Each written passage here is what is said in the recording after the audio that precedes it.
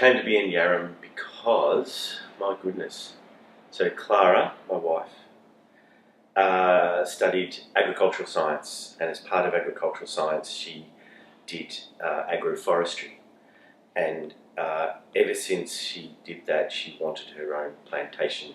She wanted to plant every one and nurture every one and do the whole thing. So after many years of being married, we finally got to the point where we could do something, so we went looking for land, and really what we found in our budget was at Woodside. And so about 16 years ago, I think it was, we bought a place at Woodside, bought a block at Woodside.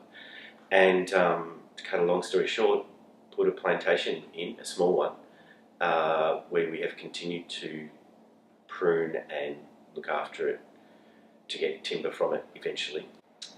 We got to know Yarram because we come in on weekends, and it just had a great feel. You know, one day if we have kids, wouldn't it be lovely to have them go to a school like Woodside, you know, in a small country town experience for a year or something. And then we did have kids.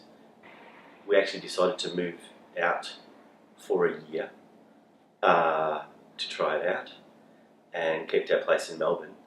And we were here for about 3 months, and we just sat down with everyone in the family and said, we're not going home.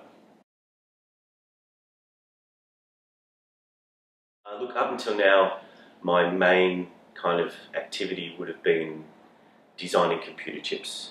Just recently wound that right back, looking forward to some long service leave, and ramping up my other activities, which I've sort of been doing in parallel with that, which is music, harmonica, principally harmonica playing.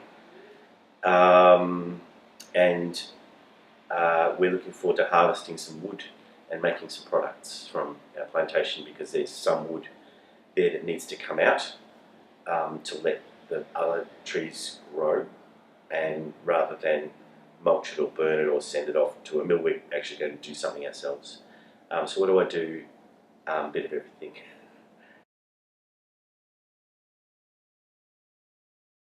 The pros are kind of obvious, I think, and so I'm really trying to find some cons. And I guess I've been quite lucky in that, you know, I'm back in and out of Melbourne every week for work. So I've never, you know, pined for anything that I needed from there. And I think the pros are a massive feeling of belonging to a community is the thing, and you feel that what you do matters, and you feel like you're making a difference when you do something positive. And I like to help. I love that the Yarram shops close at lunchtime on a Saturday. And you know, there's the essentials you can still get, you know, even on a Sunday, but Melbourne lost that. So here, a Sunday's dead quiet and things are closed, and that's it. I really hope that we preserve that, actually. It's so important to have that quiet in life that comes around once a week.